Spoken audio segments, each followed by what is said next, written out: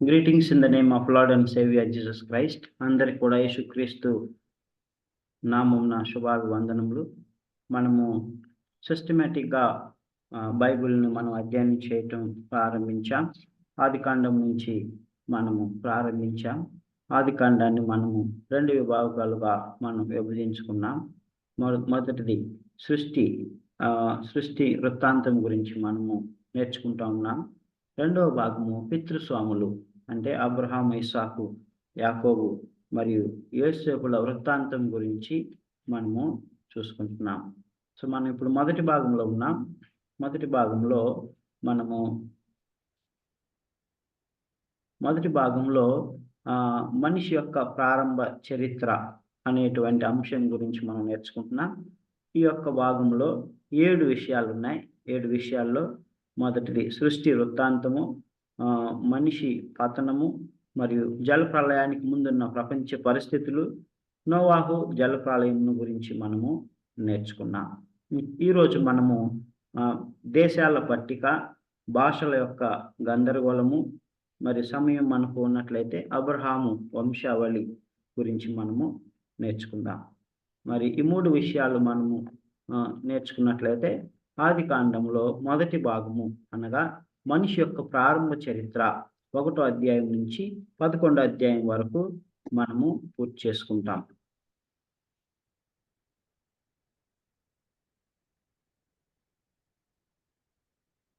ఒకసారి మనం లాస్ట్ క్లాస్ని మనం ఒకసారి జ్ఞాపకం చేసుకున్నట్లయితే నోవాహు జలప్రళయం గురించి మనం చూసుకున్నాం. ఇందులో 6 విషయాలు మనము నేర్చుకున్నాం. మొట్టమొదటిది జలప్రళయమునకు గల కారణాలు. రెండవది నోవాహు ఆ తరములో నీతిమంతుడని, దుష్టుల మధ్య మరి ఒక న్యాయముగా నీతిగా నడుచుకున్నటువంటి వ్యక్తి అని మనం చూసుకున్నాం. మూడవదిగా మరి దేవుడు నోవాహు ఆజ్ఞ ఇచ్చాడు. ఆజ్ఞ ప్రకారం నోవాహు ఓడ నిర్మించాడు. ఆ తర్వాత గొప్ప జలప్రళయం వచ్చింది. మరి నోవాహు జలప్రళయం నుంచి కాపాడబడ్డాడు. నోవాహు తన యొక్క కుటుంబం 8 మంది ఆ యొక్క గొప్ప ఉపద్రవం నుంచి కాపాడబడి వారు ఓడలోని ప్రవేశించారు. ఆ తర్వాత ఓడ నుంచి జలప్రళయం అయిపోయిన తర్వాత ఓడలో నుంచి బయటకు వచ్చారు. దేవుని స్తుతించి ఆరాధించారు. ఆ తర్వాత దేవుడు నోవాహును అతని కుమారులను ఆశీర్వదించెను అనేటువంటి అంశాల గురించి మనం నేర్చుకున్నాం. ఈరోజు మనము దేశాల పట్టిక అంటే లిస్ట్ ఆఫ్ కంట్రీస్, మరి నోవాహు నీతిమంతుడైనటువంటి నోవాహు నుంచి ఉద్భవించినటువంటి మరి మానవ జాతి యొక్క దేశాల పట్టికను గురించి మనము ఈరోజు నేర్చుకుంటాం. అది 10వ అధ్యాయంలో మనకి కనబడుతుంది. ప్రియమైనటువంటి దేవుని బిడ్డలారా, జలప్రళయము వచ్చినటువంటి తర్వాత మిగిలినటువంటి వారు ఎవరు? నోవాహు యొక్క 3 కుమారులు, నోవాహు భార్య, తర్వాత 3 కుమారుల యొక్క భార్యలు. అంటే దాదాపుగా 8 మంది రక్షించబడ్డారని మనము ఆదికాండంలో చూసుకున్నాం. ప్రియమైనటువంటి దేవుని బిడ్డలారా, సో జలప్రళయము ముందు దేవుడు స్పష్టంగా నోవాహుతో చెప్పాడు, మనుషుని యొక్క పాపము, దుష్టత్వము భూమి మీద విస్తరించింది, ఆకాశం అంత ఎత్తైనది, ఇక మీదట నా ఆత్మ మనుషులతో సహవాసము చేయదు అని దేవుడు చెప్పి ఆ తరువాత జలప్రళయాన్ని తీసుకొచ్చాడు. జలప్రళయం తరువాత నోవాహు మరియు తన 3 కుమారుల ద్వారా ఒక క్రొత్త జాతిని దేవుడు మరి పుట్టించాడు. ప్రియమైనట్టు దేవుని బిడ్డలారా, చూడండి, ఇక్కడ 3 కుమారులు షేము, హాము, యాఫెతు. సో నోవాహు యొక్క వంశావళిని మనం చూసినట్లయితే 3 కుమారులు షేమ్, హామ్, యాఫెత్. షేము నుంచి వచ్చినటువంటి జాతులు 26 జాతులు, మరి హాము నుంచి వచ్చినటువంటి జాతులు మరి 30 జాతులు, యాఫెతు నుంచి 14 జాతులు ఉద్భవించినవని మరి ఒక 10వ అధ్యాయంలో మనం చూసుకుంటాం. మనం వర్స్ బై వర్స్ మనం చదవం, కానీ సంక్షిప్తంగా క్లుప్తముగా మనము చూసుకుంటాం. సో వీరిలో ఈ 3 కుమారుల్లో దేవుడు ఒక్కడే అని నమ్మినటువంటి వాడు షేము. అందుకని షేము నుంచి వచ్చినటువంటి వారిని మోనోథిస్ట్స్ అంటారు. మోనోథిస్ట్ అనగా దేవుడు ఒక్కడే, ఆయన తప్ప వేరొక దేవుడు లేడు అని నమ్మేటువంటి, ఆయన యెహోవా అని క్షుణ్ణముగా స్పష్టముగా హాము మరియు హాము సంతానం వారు నమ్మారు. మరి క్షమించండి, షేము సంతానం వారు నమ్మారు. అయితే హాము మరియు యాపేతులు వారు ఒక్క దేవుడు కాదు, ఇంకా అనేక దేవుళ్ళు ఉన్నారు అని మరి వేరే వేరే దేవుళ్ళను దేవతలను కూడా పూజించినటువంటి వారుగా ఉన్నారు. అందుకని వారిద్దరిని పాలిథీస్ట్ అని అంటారు. మరి ఫస్ట్ షేము గురించి మనం చూసుకున్నట్లయితే, షేము యొక్క వంశావళి నుంచి తేరాహు అనగా అబ్రహాం యొక్క పితరుడు తండ్రి అయినటువంటి తేరాహు వస్తాడు. అదే వంశావళి నుంచి మరి ఇస్సాకు, యాకోబులు, దావీదు వంశావళి నుండి యేసుక్రీస్తు ఉద్భవించారు. వీరిని సెమిటిక్ పీపుల్స్ అంటారు. అంటే వీరు మరి యూదులు మరియు అరబులో ఉండేటువంటి వారు. సో తర్వాత హామును గురించి మనం చూసుకున్నట్లయితే, హాము సంతానము కూషు, పూత్, ఖానాన్ మరియు నిమ్రోద్ వారి యొక్క వంశావళి, Jebusites, Amorites, Hivites, Girgashites. So we will see in detail about these people. So వీళ్ళని వరల్డ్ సిస్టమ్స్ అంటారు. అంటే ఈ లోకానుసారమైనటువంటి మనుషులు అని అంటాం. సో బైబిల్ కాలంలో కనుక మనం చూసినట్లయితే, హాము నుంచి ఉద్భవించినటువంటి వారు బబులోను, ఈజిప్టు, నార్త్ ఆఫ్రికా మరియు సిరియా అండ్ యోర్దాన్లో జీవించేటువంటి వారు. తర్వాత యాపేతును కనుక మనం చూసినట్లయితే, యాపేతు నుంచి గోమెర్, మాగోగ్, జవాన్, తుబాల్, మెషెక్ అనేటువంటి వాళ్ళు వచ్చారు. వీళ్ళు కూడా దాదాపుగా వరల్డ్ సిస్టమ్స్కి సంబంధించినటువంటి వారు, లోక సంబంధులు. మరియు వారు యూరోప్లోను, రష్యాలోను, ఇరాన్, ఇరాక్లో ఉన్నట్లుగా మనకు కనబడుతుంది. మరి మొట్టమొదటిగా మనం షేము యొక్క వంశావళిని చూసినట్లయితే, షేము యొక్క వంశావళిని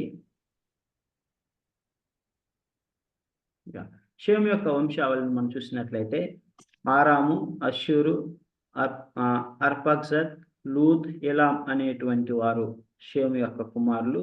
వారి నుంచి మరి వారి యొక్క భావితరాలు ఉద్భవించినాయి. అయితే మనకి ఇక్కడ ముఖ్యమైనటువంటి వారు ఎవరంటే అర్పక్షద్ అనేటువంటి ఆయన నుంచి సాలా వచ్చాడు. సాలా నుంచి ఏబేరు వచ్చాడు. ఏబేరుకి ఇద్దరు కుమారులు, జోక్తాన్ అండ్ పెలేగ్. సో ఈ పెలేగు నుంచి వచ్చినటువంటి వారే మరి అబ్రహాము మరియు తన యొక్క డిసెండెంట్స్. సో తర్వాత రుయు అనేటువంటి ఆయన సెరుగు నుంచి నాహోర్ నుంచి తెరాహు యొక్క కుమారులు అబ్రహాము, నాహోర్ అండ్ హారాన్. సో హారాను కుమారుడు లోతు. తర్వాత అబ్రహాం నుంచి వచ్చినటువంటి వారు ఇస్సాక్ మరియు ఇస్సాక్ కుమారుడైనటువంటి యాకోబు. అబ్రహాం, ఇస్సాక్, యాకోబులు వంశావళి. ప్రియమైనటువంటి దేవుని బిడ్డలారా, సో మనం జ్ఞాపకం ఉంచుకోవాల్సింది ఏంటంటే, మరి విశ్వాసులకు తండ్రి అయినటువంటి అబ్రహాము, మరి తర్వాత ఇస్సాకు, యాకోబులు, వీరు షేము నుంచి వచ్చినటువంటి వారు. షేము వంశీయులు అనగా మోనోథీస్ట్, అంటే దేవుడు ఒక్కడే అని నమ్మినటువంటి వారు, మరియు వారు దేవుణ్ణి వెంబడించినటువంటి వారు. So coming to the Ham. So రెండవ కుమారుడు హామును కనుక మనము చూసినట్లయితే, ఇందాక మనం చూసుకున్నట్లుగా హాము కుమారులు కూషు, మిజ్రైమ్, పూత్, కానాన్. సో మనము వీరి గురించి బైబిల్ గ్రంథంలో చూసినట్లయితే 5వ వచనంలో రాయబడింది. 10వ అధ్యాయము, ఆదికాండము 10వ అధ్యాయము 5వ వచనం.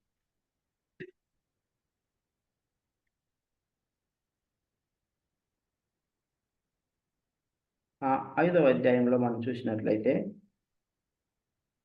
5వ అధ్యాయం కాదు, 6వ అధ్యాయం. హాము కుమారులు కూషు, మిస్రాయిము, పూత్, కానాన్ అనువారు. కూషు కుమారులు సేబా, హవిలా, సప్తా, రాయమా, సప్తకా అనువారు. సో రాయమా కుమారులు షేబా, దదాను అనువారు. కూషు నిమ్రోదును కనెను. అతడు భూమి మీద పరాక్రమశాలి అయినటకు ఆరంభించెను. అతడు యెహోవా ఎదుట పరాక్రమము గల వేటగాడు. సో హామును గనుక గమనించినట్లయితే హాము ఒక చిన్న పొరపాటు కూడా చేస్తాడు. ఆ పొరపాటు ఏంటంటే మరి తన తండ్రి అయినటువంటి నోవాహు చూడండి, తన తండ్రి అయినటువంటి నోవాహు వ్యవసాయదారుడు. ఆయన ద్రాక్ష తోట వేసి ఆయన ద్రాక్ష రసం త్రాగి మత్తుడై ఉండగా తన గుడారంలో వస్త్రహీనుడుగా ఉన్నప్పుడు మరి అతను ఏం చేస్తాడు? ఆ హాము అనేటువంటి ఆయన తన తండ్రి యొక్క నగ్నత్వాన్ని కప్పటానికి బదులుగా తన తండ్రి యొక్క నగ్నత్వాన్ని చూసి హేళన చేసి తన సహోదరుల దగ్గరికి వెళ్ళి నవ్వుతూ హేళన చేస్తూ మరి వారికి చెప్తాడు తండ్రి నగ్నంగా ఉన్నాడని. కనుక మరి ఆ విధముగా తండ్రి యొక్క నగ్నత్వాన్ని కప్పటానికి బదులుగా ఆయన హేళన చేశాడు కనుక ఆయన శాపగ్రస్తుడని వాక్యం మనకు సెలవిస్తూ ఉంది. ఆదికాండం 9వ అధ్యాయము 22-23 వచనం. ఆదికాండము 9వ అధ్యాయము 22-23 వచనాలు. అప్పుడు కానాను తన తండ్రి అయిన అప్పుడు కానానుకు తన తండ్రి అయిన హాము తన తండ్రి వస్త్రహీనుడై ఉంట చూచి బయటనున్న తన ఇద్దరు సహోదరులకు ఆ సంగతి తెలిపెను. అప్పుడు షేమును యాఫెతును వస్త్రం ఒకటి తీసుకొని తమ ఇద్దరి భుజముల మీద వేసుకొని వెనుకకు నడిచి వెళ్ళి తమ తండ్రి దిశమలను కప్పిరి. ప్రియమైనటువంటి దేవుని బిడ్డలారా, ఇక్కడ ఏం చేశాడు? హాము సంతానమైనటువంటి వారు హాము ఏం చేశాడు?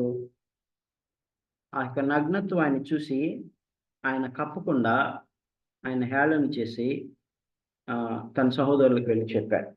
కనుకనే మనము మనం చూసినట్లయితే 24వ వచనం.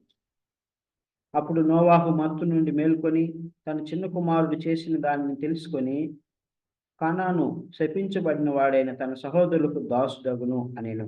కానాను హాము వంశీయుడు. సో కాబట్టి ఈ యొక్క హాము వంశీయుడైనటువంటి కానాను శాపగ్రస్తుడైనట్లుగా మనము దేవుని వాక్యంలో చూసుకుంటాం. మరి ఆయన దాసుడవుతాడని కూడా చాలా స్పష్టంగా చెప్పాడు. కాబట్టి ఇక్కడ మనం చూసుకున్నట్లయితే ఈ యొక్క హాము అనేటువంటి ఆయన హాము వంశం నుండి వచ్చినటువంటి వారు వీరందరూ కూడా. సో మనకి ఇక్కడ గమనించినట్లయితే ఇక్కడ చూడండి, ఫిలిస్తీన్లు కూడా మరి ఇతని వంశం నుంచి వచ్చినట్లుగా మనం చూస్తాం. Philistines here we see. So వాళ్ళు ఎక్కడి నుంచి వచ్చారు? మిజ్రాయిం అనేటువంటి ఆయన వంశం నుండి వచ్చారు. తర్వాత కస్లు హైట్స్ నుంచి ఫిలిస్తీన్లు వచ్చినట్లుగా చూస్తాం. సో మనకి బైబిల్ గ్రంథంలో కనబడేటువంటి ఫిలిస్తీన్లు హాము వంశీయులు. ఆ తర్వాత కనానీయులు కూడా బైబిల్ గ్రంథంలో చాలా ప్రాముఖ్యతను కలిగి ఉన్నారు. ఎందుకంటే కనాను దేశాన్ని దేవుడు ఇజ్రాయేలుకు స్వాస్థ్యముగా అనుగ్రహిస్తానని వాగ్దానం ఇచ్చాడు. మరి ఆ కనానీయులు లోకానికి సాదృశ్యంగా ఉండేవారు. వారు విగ్రహారాధన చేసేటువంటి వారు, భయంకరమైనటువంటి దుష్ట కార్యములు చేసేటువంటి వారు. 7 జాతులను అక్కడి నుంచి దేవుడు వారిని త్రోలివేసి ఆ దేశాన్ని అబ్రహాముకు తన సంతానానికి మరి వారికి స్వాస్థ్యంగా ఇస్తానని వాగ్దానం చేశాడు. ఇక్కడ చూడండి, సీదోనీయులు మరియు గిర్గాషైట్స్, హిత్తైట్స్, సైనైట్స్, జెబూసైట్స్ అండ్ అర్వడైట్స్, అమోరైట్స్, హీవైట్స్, జెమరైట్స్ అండ్ అర్కైట్స్ అండ్ హమతైట్స్. సో ఇక్కడ చాలా మంది జాతుల గురించి రాయబడి ఉన్నాయి. అయితే ఇందులో 7 జాతులను దేవుడు మరి త్రోలివేసి దాన్ని మరి స్వాస్థ్యంగా ఇస్తా అన్నాడు. ప్రియమైనటువంటి దేవుని బిడ్డలారా, గమనించండి, ఇదే హాము వంశం నుండి వచ్చినటువంటి కూష్ సంతానమైనటువంటి నిమ్రోదు అనేటువంటి వ్యక్తి గురించి కూడా కొన్ని మాటలు బైబిల్ గ్రంథంలో రాయబడి ఉన్నాయి. చూడండి, ఇక్కడ ఈ యొక్క హాము వంశస్థులందరూ కూడా మరి దేవుడి నుంచి తప్పిపోయి మరి సృష్టికర్త అయినటువంటి దేవుని మర్చి లోకమును, సృష్టమును, చెట్లను, మరి అన్య దేవతలను ఆరాధించినటువంటి వారుగా ఉంటా ఉన్నారు. నిమ్రోదు గురించి బైబిల్ గ్రంథంలో రాయబడింది. చూడండి, ఫిలిస్తీన్లు హాము వంశీయులు, కనానీయులు 7 జాతుల వారు హాము వంశీయులు, మరియు నిమ్రోదు అనేటువంటి వ్యక్తి కూడా హాము కుమారుడైన కూషు, కూషు కుమారుడైనటువంటి నిమ్రోదు. సో ఈ యొక్క నిమ్రోదు అనేటువంటి వ్యక్తిని కనుక మనం చూసుకున్నట్లయితే 10వ అధ్యాయము 8వ వచనం. కూషు నిమ్రోదును కనెను, అతడు భూమి మీద పరాక్రమశాలి అయ్యుటకు ఆరంభించెను. అతడు యెహోవా ఎదుట పరాక్రమ గల వేటగాడు. కాబట్టి యెహోవా ఎదుట పరాక్రమ గల వేటగాడై నిమ్రోదు వలె అను లోకోక్తి కలదు. ప్రియమైనటువంటి దేవుని బిడ్డలారా, నిమ్రోదుని గురించి కొన్ని మాటలు మనం ఇక్కడ చూసుకుంటాం. నిమ్రోదు అనేటువంటి వ్యక్తి ఈ యొక్క ఆము వంశీయుడు. చూడండి, ఈయన పరాక్రమశాలి అంటే మైటీ హంటర్. హంటర్ అనగానే మనం ఏమనుకుంటాము? హంటర్ అనగానే, వేటగాడు అనగానే మనం ఏమనుకుంటాం చెప్పండి? అడవి జంతువులను వేటాడేవాడు అని అనుకుంటాం. కానీ ఇతనంట మనుషులను వేటాడేవాడంట. మనుషులను వేటాడి రాజ్యములను జయించి, మరి తనకంటూ అనేక పట్టణములను జయించి, అలెగ్జాండర్ ది గ్రేట్ ఎలాగైతే మరి ప్రపంచాన్ని జయించాలని నలుమూల తిరిగి మరి ఒక గొప్ప శక్తిగా ఎదగాలని ప్రయత్నించాడో అలాంటి ఉద్దేశం కలిగినటువంటి వ్యక్తి నిమ్రోదు. నిమ్రోదు మరి అనేక పట్టణాలను జయించి అనేక మందిని వారి మీద దాడి చేసి, వారిని అటాక్ చేసి, వారిని హత్య చేసి పట్టణంలను ఆక్రమించుకున్నాడు. అతని ఉద్దేశం ఏంటంటే, ప్రపంచమంతా నేను గెలవాలి, ప్రపంచమంతా గెలవాలి. మరియు ఈ యొక్క షీనారు అనేటువంటి ప్రాంతంలో ఒక గొప్ప గోపురాన్ని నేను నిర్మించాలి అని అనుకున్నాడు.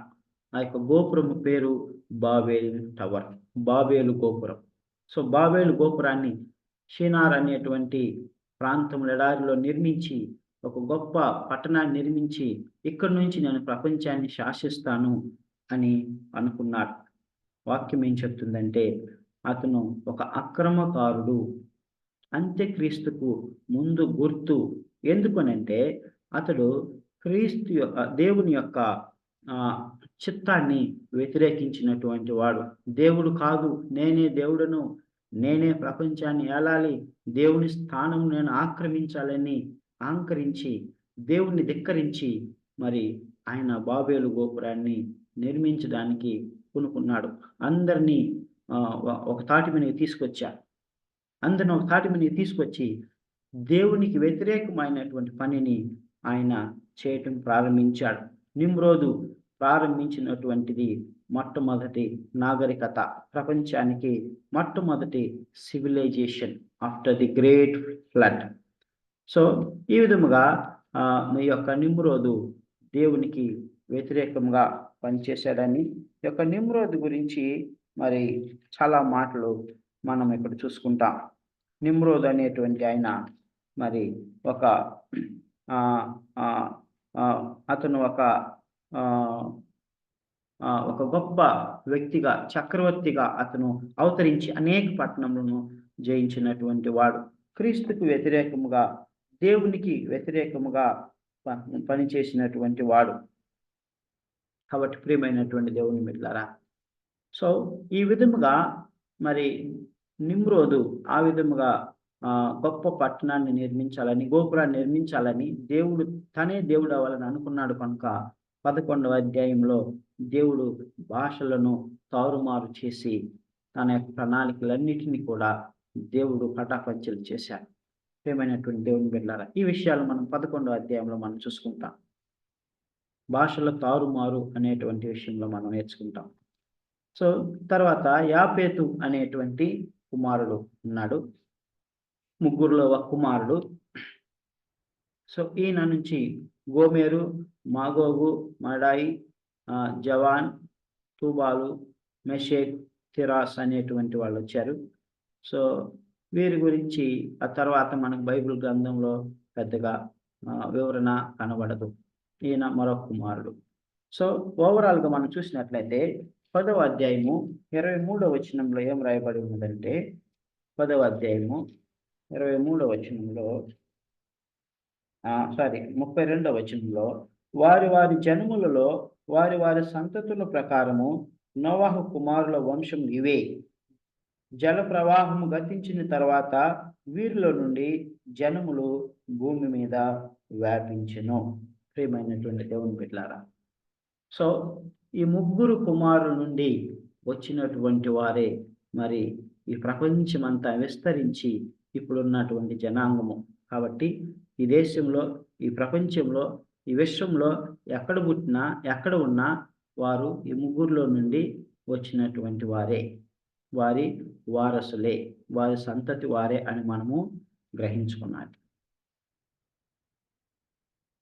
సో 11వ అధ్యాయానికి మనం వచ్చినట్లయితే 11వ అధ్యాయంలో మనం చూసుకున్నట్లయితే దేవుడు పరలోకం నుండి చూశాడు, నిమ్రోదు యొక్క కార్యాలను చూశాడు, నిమ్రోదు యొక్క దుష్ట ఆలోచనలను, దుష్ట తలంపులను చూశాడు. అది నిమ్రోదు యొక్క ఒక దుష్ట కళ. నేను దేవుడిని అవ్వాలి, దేవుణ్ణి ఓడించి నేను దేవుని స్థానాన్ని తీసుకునాలి అని అనుకున్నాడు. ఒక రకంగా చెప్పాలంటే నిమ్రోదు యొక్క ఆలోచనలు, నిమ్రోదు యొక్క అతిశయము, గర్వము, అహంకారము అది సాతానుకు సాదృశ్యంగా కూడా ఉందని మనం చెప్పుకొనవచ్చు. చూడండి 11వ అధ్యాయము 12వ అధ్యాయం 11వ అధ్యాయం మొదటి వచనాన్ని మనం చదువుకుందాం. భూమి అంతటా ఒక్క భాషయు ఒక్క పలుకును ఉండెను. There was one language, one speech on the earth. So అలాగే ఉన్నప్పుడు వారు తూర్పున ప్రయాణమై పోచుండగా షీనారు దేశమందు ఒక మైదానం వారికి కనబడెను. అక్కడ వారు నివసించి, మనము ఇటుకలు చేసి బాగుగా కాల్చుదము రండని ఒకరితో ఒకడు మాట్లాడుకునేది. రాళ్లకు ప్రతిగా ఇటుకలను, అడుసునకు ప్రతిగా మట్టి కీలును వారికి ఉండెను. మరియు మనము భూమి అంతటా చదివిపోకుండా ఒక పట్టణమును ఆకాశం నందు శిఖరము గల ఒక గోపురమును కట్టుకొని పేరు సంపాదించుకుందాము రండని మాట్లాడుకునగా. ప్రియమైనటువంటి దేవుని బిడ్డలారా, చూడండి, మనుషుని యొక్క ఆలోచనలు మరి బహు మరి దేవుని ఆలోచనల లాగా ఉండాలని అనుకుంటూ ఉన్నారు. అందుకనే కదా దేవుడు మనుషుని యొక్క ఆలోచనలు కేవలం చెడ్డవని దేవుడు జలప్రళయాన్ని తీసుకొచ్చాడు కదా, ఒక నూతన జాతిని పుట్టించాడు కదా, ఒక మరి పరిశుద్ధమైనటువంటి ఒక నీతి కలిగినటువంటి నోవాహు నుంచి నీతి కలిగిన జనాంగాన్ని దేవుడు తీసుకురావాలని అనుకుంటే మరలా మానవ జాతి అక్కడ అవ్వ ఆదాములు ఎలాగైతే పడిపోయారో, మరి నోవాహు కాలంలో ఉన్నటువంటి ప్రజలు ఎలాగైతే మరి శరీరాశ, నేత్రాశ, జీవడంబం వైపు ఎలాగ వెళ్ళారో అలాగునే మరి నీతి కలిగినటువంటి నోవాహు నుంచి వచ్చినటువంటి యొక్క హాము సంతానం కూడా మరలా పాపంలోనికి వెళ్ళిపోతా ఉన్నది. ప్రియమైనటువంటి దేవుని బిడ్డలారా, ఎంతో దుఃఖకరం. చూడండి, ఇక్కడ స్టెయిర్ వే టు హెవెన్ అని మనం చూస్తాం. సో ఆ గోపురానికి మరి మెట్లు కూడా వారు ఏర్పాటు చేసుకొని ఉండొచ్చు. సో ఈ విధంగా మన ఆకాశం అంత ఎత్తైనటువంటి గోపురాన్ని కడదాం అంటే నిజంగా ఆకాశం అంత ఎత్తు కడదామని కాదు, కానీ ఆ సమయంలో ప్రపంచంలోనే ఉన్నతమైనటువంటి ఒక గొప్ప గోపురం, ప్రపంచమంతా ఈ గోపురం వైపు చూడాలి. ఈ గోపురం వైపు చూసినప్పుడు నిమ్రోదు గుర్తుకు రావాలి, నిమ్రోదు చక్రవర్తి జ్ఞాపకు రావాలి, నిమ్రోదు గొప్పవాడు, మరి ఇతనికంటే గొప్పవారు ఈ సృష్టిలో ఎవ్వరు లేరు అని చెప్పుకోవాలి అనేటువంటి ఒక పేరు ప్రఖ్యాతుల కొరకు చేసినటువంటి పని. ప్రియమైనటువంటి దేవుని బిడ్డలారా, చూడండి, ఇక్కడ మనము నిమ్రోదు యొక్క హృదయ ఆలోచనలు మనం గమనించినట్లయితే అతని యొక్క ఆలోచనలు బహు చెడ్డవిగా ఉన్నాయి. మరియు అతను ఒక దుష్ట కళను కలిగి ఉన్నటువంటి వాడుగా ఉంటున్నాడు. He wanted to defeat God, దేవుణ్ణే ఓడించి దేవునికి వ్యతిరేకంగా పనిచేసి తనే దేవుడు అవ్వాలని తిరగబడినటువంటి ఒక మరి రాజుగా మనం చూస్తాం, చక్రవర్తిగా మనం చూస్తాం. ప్రియమైనటువంటి దేవుని బిడ్డలారా, చూడండి, ఇదంతా కూడా మరి మనిషిని యొక్క పేరాశకు, దురాశకు, మరి ఆయనకు పేరు ప్రఖ్యాతులు కావాలి అని ఒక దుష్ట ఆలోచన కలిగి ఉండడాన్ని బట్టి ఈ విధమైనటువంటి పరిస్థితులు ఎదురవుతా ఉన్నాయి. ప్రియమైనటువంటి దేవుని బిడ్డలారా, మరి దేవుడు మనకు అలాగ చెప్పలేదు. దేవుడు మనకేం చెప్పాడు? మత్తయి సువార్త, మాథ్యూ చాప్టర్ 5 మత్తయి సువార్త 5వ అధ్యాయము 3వ వచనం నుంచి కనుక మనం చదువుకున్నట్లయితే అద్భుతమైనటువంటి మాటలు మనకు అక్కడ దేవుడు చెప్తాడు. మత్తయి సువార్త 5వ అధ్యాయము 3వ వచనం నుంచి, ఆత్మ విషయమై దీనులైన వారు ధన్యులు, పరలోక రాజ్యం వారిది. దుఃఖపడు వారు ధన్యులు, వారు ఓదార్చబడుదురు. సాత్వికులు ధన్యులు, వారు భూలోకమును స్వతంత్రించుకొందురు. నీతి కొరకు ఆకలి దప్పులు గలవారు ధన్యులు, వారు తృప్తిపరచబడదురు. తను తాను తగ్గించుకున్నవాడు హెచ్చించబడును, తను తాను హెచ్చించుకున్నవాడు తగ్గించబడును. ప్రియమైనటువంటి దేవుని బిడ్డ, కానీ ఇక్కడ నిమ్రోద్ ఏం చేస్తా ఉన్నాడు? నిమ్రోదు దేవుని యొక్క వాక్యమునకు, దేవుని యొక్క చిత్తానికి వ్యతిరేకంగా పనిచేస్తా ఉన్నాడు. తన పితరుడైనటువంటి నోవాహు నీతిమంతుడు కదా, దీనుడు కదా, మరి ఆయన ఎంతో ఓపిక కలిగి ఆ యొక్క ఓడ నిర్మించాడు కదా. ఇవన్నీ కూడా ఆయనకి తెలుసు, గ్యారెంటీగా తెలుసు, చరిత్ర తెలుసు. కానీ తనలో ఒక అహంకార స్వభావం, ఒక మరి గర్విష్ఠ స్వభావం అతనిలో మనకి కనబడతా ఉన్నది. ప్రియమైనటువంటి దేవుని బిడ్డ, godly children should be away from these things. దేవుని బిడ్డలమైనటువంటి మనకు దేవుడు ఇచ్చినటువంటి వాక్యానుసారముగా మనము దేవుని పోలి, క్రీస్తుని పోలి నడుచుకోవాలి. కానీ దేవునికి వ్యతిరేకంగా, దేవుని స్థానం కొరకు మనము ఆరాటపడకూడదు. మరియు మనం తెలిసి తెలియక నేము, ఫేమ్ అంటే పేరు ప్రఖ్యాతుల కొరకు కూడా మనం ప్రయాసపడకూడదు. మనం కష్టపడి పని చేసినప్పుడు దేవుడే మనల్ని ఆశీర్వదిస్తాడు. మదర్ తెరీసా గురించి నేను చదివేటప్పుడు నాకు ఒక మాట నా హృదయాన్ని బలముగా తాకింది. అందుకని నా వాట్సాప్ స్టేటస్లో కూడా నేను అదే పెట్టుకుంటాను. సో ఆవిడేమందంటే, we were not called to be successful, but we were called to be faithful. అంటే మనము మరి సక్సెస్ఫుల్ పీపుల్గా ఉండడానికి మాత్రమే మనం పిలువబడలేదు, కానీ మనము దేవునికి నమ్మకమైనటువంటి బిడ్డలుగా ఉండడానికి మనం పిలువబడ్డాం. we were called not to be successful but to be faithful. ప్రియమైనటువంటి దేవుని బిడ్డలారా, అంత గొప్ప పరిచయం చేసినటువంటి ఆవిడ ఏమీ కోరుకోలేదు. కానీ ప్రపంచమంతా ఆవిడని గుర్తించి నోబెల్ ప్రైజ్ ఆవిడకి ఇచ్చింది. భారతదేశం కూడా ఉన్నతమైనటువంటి మరి అవార్డుతో సత్కరించింది. ప్రియమైనటువంటి దేవుని బిడ్డలారా, when we do our job, then God will definitely bless us.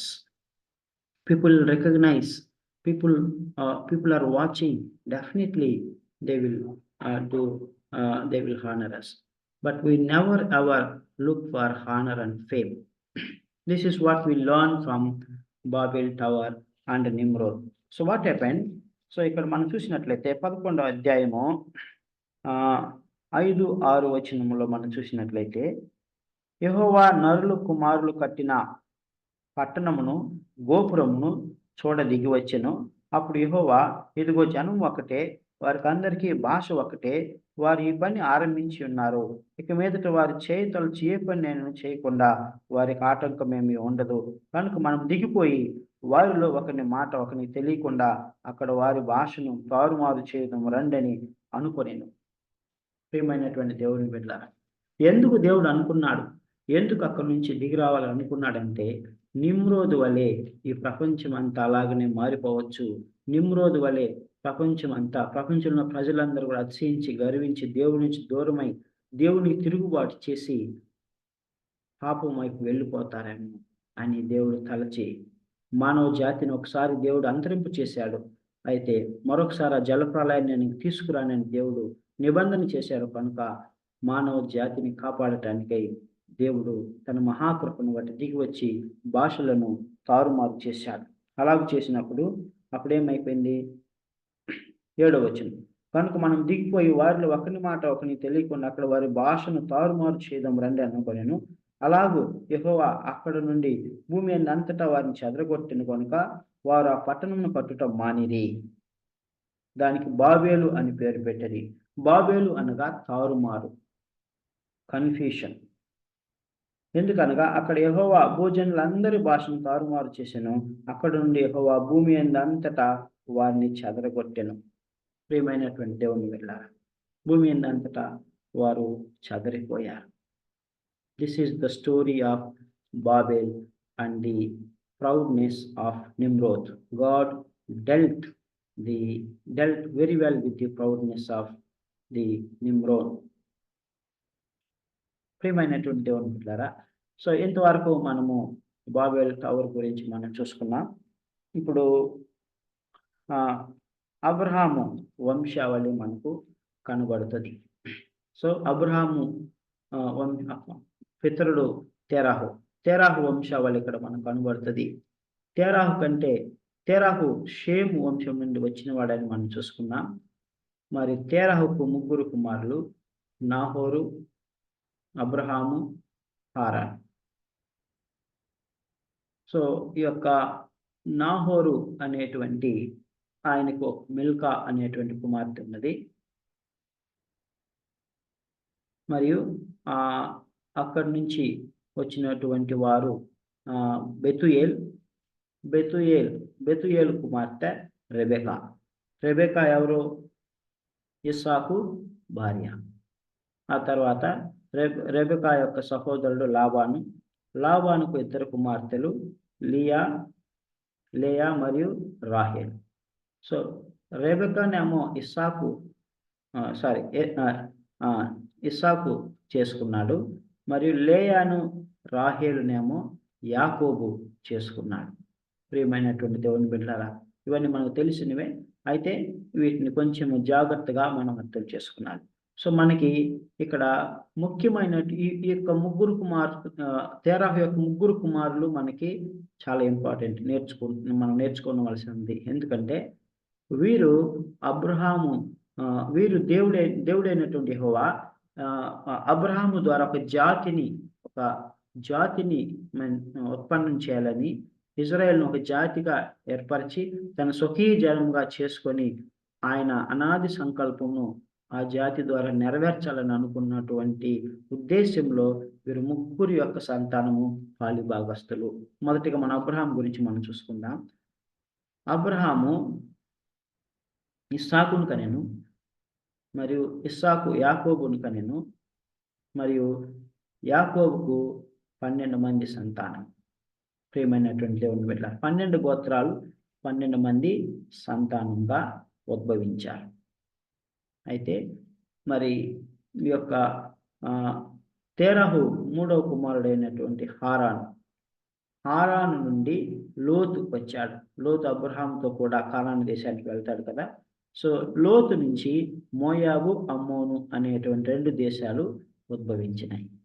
ప్రియమైనటువంటి దేవుని బిడ్డలారా, ఆ తర్వాత మనం ఇక్కడ ఆల్రెడీ చూసుకున్నాం. నాహోరు నుంచి మిల్కా నుంచి బెతుయేలు, రెబెకా మరియు లేయా, రచెల్ వీరు వచ్చారు. సో ఓవరాల్గా మనం చూసినట్లయితే తెరాహు వంశావళి ఇది. ఈ భాగాలు మనకు ఈ యొక్క 11వ అధ్యాయంలోనే 27వ వచనం నుంచి మనకు కనబడతాయి. తెరాహు వంశావళి ఇది. తెరాహు అబ్రహామును, నాహోరును, హారానును కనెను. హారాను లోతును కనెను. హారాను తాను పుట్టిన దేశమందలి కల్దీలు ఊరను పట్టణంలో తన తండ్రి అయిన తెరాహు కంటే ముందుగా మృతి పొందెను. అబ్రహామును నాహోరుని వివాహం చేసుకుంది. అబ్రహాము భార్య పేరు శారాయి, నాహోరు భార్య పేరు మిల్కా. ఆమె మిల్కాకును ఇస్సాకును తండ్రి అయిన హారాను కుమార్తె. శారాయి గుడ్రాలై ఉండెను, ఆమెకు సంతానం లేదు. ప్రియమైనటువంటి దేవుని బిడ్డలారా, సో మనకు తెరాహు వంశావళి ఇది. కాబట్టి ఈరోజు మనం చూసుకున్నటువంటి 10-11 అధ్యాయములలో ముఖ్యంగా వంశావళులు మనకు కనబడతాయి. ఈ భూమి మీద ఉద్భవించినటువంటి దేశాల పట్టిక మనకు కనబడుతుంది. తర్వాత 11వ అధ్యాయం 1 నుంచి 9 వచనాల్లో బాబేలు గోపురము భాషల తారుమారు గురించి మనకి కనబడుతుంది. మరియు దీనిలో ముఖ్యమైనటువంటి వాడు బాబేలు టవర్ నిర్మాణకుడు నిమ్రోదు మనుషులను వేటాడే వ్యక్తి. ఆ తర్వాత నిమ్రోదు మరి ఆయన దేవునికి వ్యతిరేకంగా తిరగబడి మరి గొప్ప పట్టణాన్ని కట్టి ఈ యొక్క ప్రపంచాన్ని జయించాలని అనుకున్నటువంటి వ్యక్తి. ప్రియమైనటువంటి దేవుని బిడ్డలారా, మరి ఒక 2 అధ్యాయాల్లో మనకు ఈ విషయాలు కనబడతాయి. మరి దీంతో మనము మొదటి భాగాన్ని మనం పూర్తి చేసుకుంటాం. మొదటి భాగము అనగా ఆ యొక్క సృష్టి వృత్తాంతము అనేటువంటి భాగాన్ని మనము పూర్తి చేసుకుంటాం.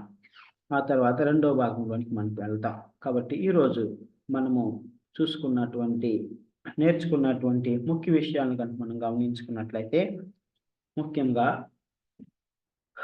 దేవుడు జలప్రళయం తరువాత నోవాహు నుంచి నేను ఒక క్రొత్త జనాంగాన్ని సృష్టిస్తాను అనుకున్నాడు. నోవాహు 3 కుమారులు, షేము, హాము, యాఫెతు. మరి ఆ యొక్క హాము వంశీయుల్లో నుంచి వచ్చినటువంటి వారు ఫిలిస్తీయులు మరియు కనానీయులు. మరియు కనాను అనేటువంటి ఆయన మరి ఆ యొక్క హాము నుంచి వచ్చినటువంటి వాడు తన తండ్రి యొక్క నగ్నత్వాన్ని చూసి ఆయన నగ్నత్వాన్ని కప్పుకొని హేళన చేశాడు కనుక ఆయన శాపగ్రస్తుడయ్యాడు. మరి తన సహోదరులకు దాసుడు అవుతాడని దేవుడు చెప్పాడు. ప్రియమైనటువంటి దేవుని బిడ్డలారా, మరి కానాను నుంచి లేకుంటే హాము నుంచి మనం నేర్చుకోవాల్సిన ఒక లెసన్ ఉంది. అదేంటంటే, మనం ఏదైనా చూచినప్పుడు మరి దాన్ని మనము ఆ యొక్క హాము కానాను వలె కాకుండా మరి ఆ యొక్క నగ్నత్వాన్ని కప్పేటువంటి వారంగా ఉండాలి. ఎవరు? షేము, యాఫెతులు ఆయన నగ్నత్వాన్ని కప్పారు. ప్రియమైనటువంటి దేవుని బిడ్డలారా, తద్వారా వారికి ఆశీర్వాదం దొరికినాయి. కాబట్టి మనం కూడా ఏదైనా చూసినప్పుడు మరి అది అంగీకార యోగ్యంగా లేనప్పుడు మరి దాన్ని మనము సాధ్యమైనంత వరకు మనకు చేతనైతే దాన్ని మనం కవర్ చేసేటువంటి వారంగా, దాన్ని సాల్వ్ చేసేటువంటి వారంగా, సమస్యను పరిష్కరించేటువంటి వారం ఉండాలి. కానీ హేళన చేసేటువంటి వారంగా, నలుగురు చెప్పేటువంటి వారంగా ఉండకూడదు. ప్రియమైనటువంటి దేవుని బిడ్డలు, అది మనం జ్ఞాపకం ఉంచుకున్నాలి. ఆ తర్వాత మనము షేము వంశావళిని మనం చూసుకున్నాం. షేము నుంచి మరి అర్పక్సద్ అనే ఆయన వచ్చాడని, అక్కడి నుంచి పెలేగు వచ్చాడని, పెలేగు నుంచి తెరాహు వచ్చాడని, తెరాహు అబ్రహాము కనిన అబ్రహాము నుంచి ఇస్సాకు, యాకోబులు, తర్వాత దావీదు, ప్రభు అయినటువంటి యేసుక్రీస్తు దావీదు వంశం నుంచి వచ్చిన వాడని మనం చూసుకున్నాం. తర్వాత హారాను గురించి హాము గురించి, యాఫెతు గురించి మనకు పెద్దగా కనబడవు.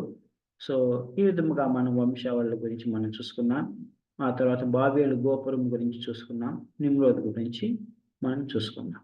సో తర్వాత మన యొక్క నెక్స్ట్ పాఠము అబ్రహాం నుంచి స్టార్ట్ అవుతుంది. పితృసాముల్లో మొట్టమొదటి వాడు, మూల పురుషుడు, మరి విశ్వాసులకు తండ్రి అయినటువంటి అబ్రహాం గురించి అద్భుతమైనటువంటి సత్యాలు బైబిల్ గ్రంథంలో రాయబడి ఉన్నాయి.